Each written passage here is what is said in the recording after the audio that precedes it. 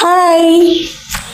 മഴ നനഞ്ഞ് ഈറനായ ഭൂമിയുടെ മാറിൽ ഞാനെൻ്റെ നഗ്നപാദങ്ങൾ പതുക്കെ പതുക്കെ എടുത്തു വച്ച് നടന്നു തുടങ്ങി.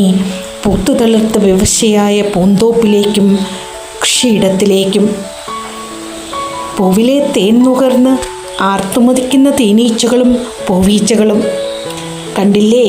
വർഷങ്ങളായി വെള്ളം കാണാതെ അലഞ്ഞു തിരിഞ്ഞ് നടക്കുന്ന പട്ടിക്കുഞ്ഞിനെ പോലെയാണ് എന്ന് ടിപ്സി മഴ പെയ്ത് കഴിഞ്ഞപ്പോൾ. ജനിച്ചിട്ട് കുറച്ചു നാളല്ലേ ആയുള്ളൂ. അവളും മഴ കണ്ട് ആർത്തുമതിക്കുകയാണ്, കുളിച്ചും കളിച്ചും.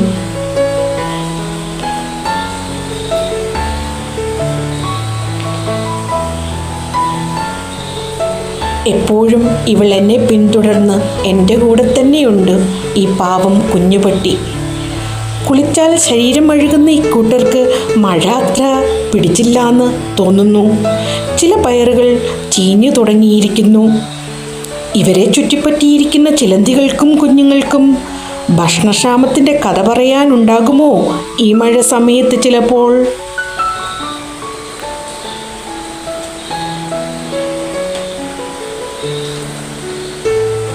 കുറച്ച് പയറൊക്കെ എടുത്ത് ഞാൻ എൻ്റെ കൂട്ടുകാർക്കും കൊടുത്തു.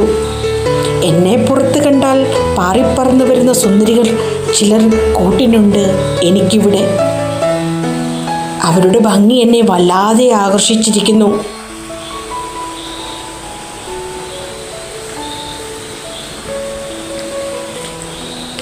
ഇത് സുന്ദരിച്ചീരയാണോ?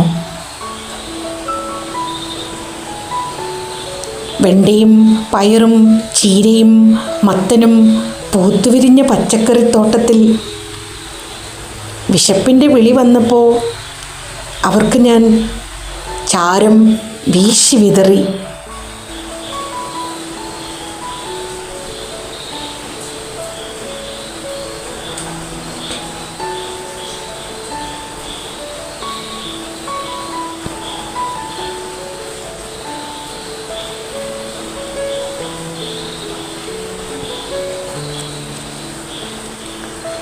മഴ പെയ്ത് മണ്ണു കുതിർത്ത ഭൂമിയിൽ കളകൾ പറിച്ചെടുക്കാൻ എളുപ്പമാണ്. ആ കളകളെല്ലാം ഞാൻ അവർക്ക് ആഹാരമായി നൽകി കുഴിച്ചു മൂടി. ആവശ്യത്തിന് നൈട്രജൻ അവയിൽ നിന്ന് അവർക്ക് കിട്ടും.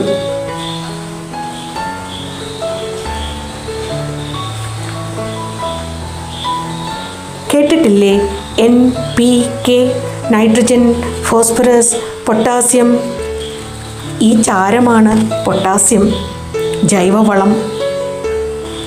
ഇന്നത്തെ യുഗത്തിൽ ജൈവകൃഷി എത്ര അത്യന്താപേക്ഷിതമാണെന്ന്. ശരിയായില്ലല്ലേ? അത്യന്താപേക്ഷിതം. മലയാളം പഠിക്കണം. അപ്പം എത്ര അത്യന്താപേക്ഷിതമാണെന്ന് തിരിച്ചറിയുന്നില്ലേ നിങ്ങൾ? ഈ ചീരയുടെ നീളം കണ്ടോ? എന്ത് ഹൈറ്റില്ലാതെ പോയിരിക്കുന്നത് ചുവന്ന ചീര. ആരോഗ്യമുള്ള ശരീരത്തെയും ജനതയെയും വാർത്തെടുക്കാൻ ശ്രമിക്കണ്ടേ നമ്മൾക്ക്? ഒരു 2-3 ചുവട് മതി ഒരു നേരത്തെ തീന്മേശയിലെ കൂട്ടിന്. നിങ്ങളും ചെയ്യില്ലേ?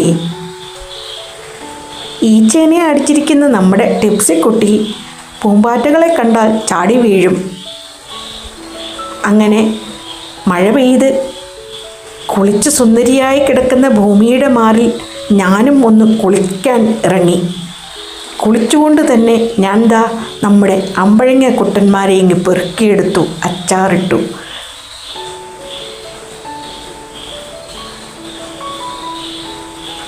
ചാടിയും മറിഞ്ഞും അവൻ എൻ്റെ പുറകെ തന്നെയുണ്ട്. ഇവളാണെങ്കിലും ഞാൻ ഇവനെ ഇവൻ എന്നാണ് വിളിക്കുന്നത്. ഈ കൂട്ടുകാരോടൊപ്പം തന്നെ ചില കൊത്തുവീരന്മാരും ഉണ്ട് കേട്ടോ എനിക്ക് കൂട്ടിന്. ഉറങ്ങാൻ കിടന്നാൽ അപ്പം തന്നെ കൊത്തി ഉണർത്തുന്ന ചില കൂട്ടുകാർ. ഞാൻ വിളിച്ച ഉടനെ തന്നെ അവളെത്തി. പരിഭവം പറഞ്ഞുകൊണ്ട് ഞാൻ അവളുടെ അടുത്തെത്തിയപ്പോൾ അവൾ ഈ പ്രാവശ്യം ഓടിപ്പോകാതെ അടുത്ത് തന്നെ നിന്ന് എൻ്റെ ക്യാമറയ്ക്ക് വർണ്ണപ്പകിട്ടേറി. എന്ത് ഭംഗി, അഴക് ആണല്ലേ.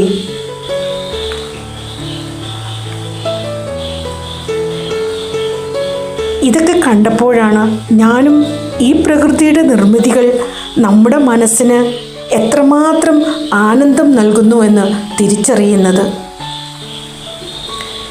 പ്രകൃതിക്ക് നന്ദി പറഞ്ഞു. എൻ്റെ ആയുസ്സിനും എനിക്ക് കിട്ടിയ ജീവിതത്തിനും ഞാൻ ഈ പ്രകൃതിയോട് നന്ദി പറഞ്ഞു. ഇവരൊക്കെ നമ്മളെ സഹായിക്കുകയല്ലേ ഒരു തരത്തിൽ ഈ പ്രകൃതിയിൽ മനുഷ്യനെ. കാക്കയും പട്ടിയും പൂച്ചയും ചീഞ്ഞളിഞ്ഞ ആഹാരമൊക്കെ കൊത്തിത്തിന്ന് നമ്മുടെ പ്രകൃതിയെ എത്ര മനോഹരമാക്കുന്നു. ഇതാണ് നമ്മുടെ കൊത്തുവീര.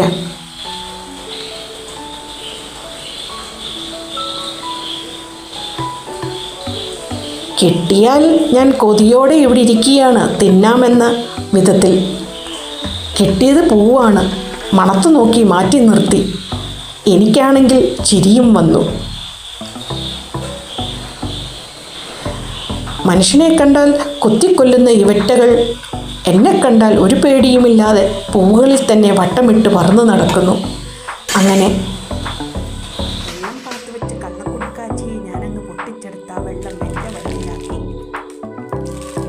ഇതൊരു പ്രത്യേക വൈബാണ്.